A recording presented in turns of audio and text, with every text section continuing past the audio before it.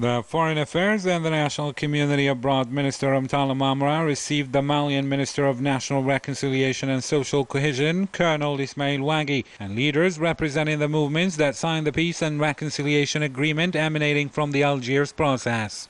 These consultations, which fall within the framework of Algiers' efforts in its capacity as international mediator and head of the follow-up committee to the Mali Agreement, are mainly aimed at advancing the peace and reconciliation process in Mali as an extension of the encouraging results that culminated in the proceedings of the 45th session of the follow-up committee of the Peace and Reconciliation Agreement in Mali. The meeting will allow the signatories to deepen coordination on the strategic objectives of the agreement, especially issues relating to the reintegration of combatants, to political and organizational aspects, as well as the most important aspects of the agreement, especially justice and development issues. It's worth recalling that Algeria plays a key role as a neighboring country, leader of the international mediation, and chair of the agreement's monitoring committee in restoring peace, security, and stability in Mali, with strict respect of the unity, territorial integrity, and sovereignty of the state of Mali throughout its territory.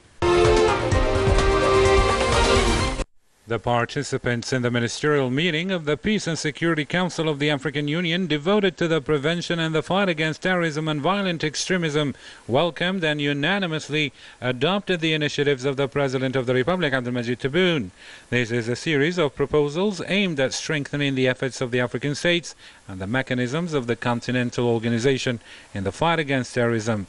The Minister of Foreign Affairs and the National Community Abroad, Mtala Mamra, took part in the work of this meeting by video conference.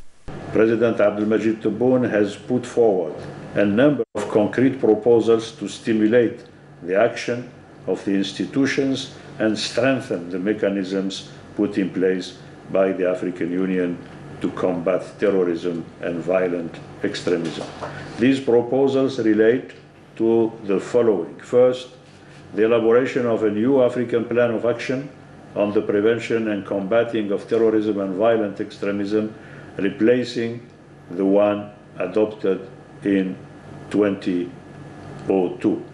Second, the operationalization of the African Union Special Fund on the prevention and combating of terrorism and violent extremism in Africa. Third, the full activation of the Peace and Security Council Subcommittee on Counter-Terrorism. Fourth, the establishment of the African list of terrorist groups, entities, and individuals involved in such activities. And fifth, the establishment of an African arrest warrant for persons charged with or convicted for terrorist acts. At its September 30th ministerial meeting held to consider the impact of the withdrawal of foreign forces and mercenaries from sisterly Libya on the Sahel and the rest of Africa. The Peace and Security Council endorsed these proposals and insisted on the need to speed up the process of their implementation. Therefore, we call on the AU Commission to undertake the necessary measures. We are celebrating the National Press Day on October 22nd, an opportunity to hail the sacrifices of Algerian journalists during the National Liberation War. Responsibility and commitment are two of the many principles of the Algerian national press. This day coincides with the 64th anniversary of the first newspaper entitled The Algerian Resistance, which symbolizes the sacrifices made by the Algerian journalists during the most difficult and glorious moments of our nation, notably the Liberation War, a time during which the national press stood out with its professionalism, patriotism, and courage. Its support for the National Liberation War also got a global echo and highly contributed in showing the whole world the real image of colonial France and its state crimes, in addition to fighting its misinformation campaigns. Today, with the modern technology, Algerian journalists are facing a new kind of war, a war in which social media is the battleground. Algeria, with its unshakable principles and decisions, has become a source of nuisance for some parties. So, the national press is called upon to assume new responsibilities on top of carrying out its noble mission of information reporting.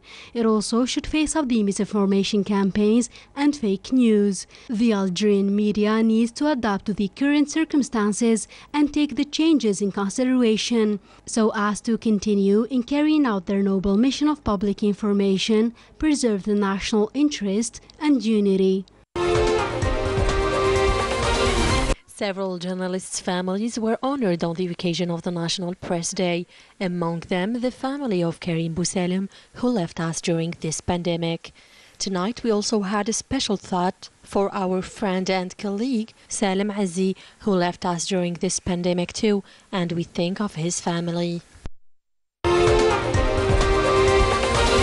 A demonstration of solidarity with the Sahrawi people was organized on Friday afternoon in Paris in front of the headquarters of the Foreign Affairs Ministry to remind the French government of the suffering of the Sahrawi people and to put pressure on Morocco. We are here to express our solidarity with the Sahrawi people in the occupied territory of Western Sahara, as well as to declare total solidarity with the Sahrawi prisoners in Moroccan prisons and the Sahrawi activist Sultana Khaya.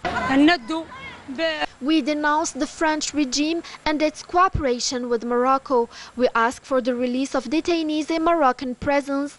We also demand the lifting of the siege on the militant Sultana Khaya, and we won't stop fighting for our cause. We are French journalists. Our work consists on sensitizing the public opinion. We are against the illegal occupation of Morocco for Western Sahara and against the repression. We denounce the position of France, which supports the colonial regime.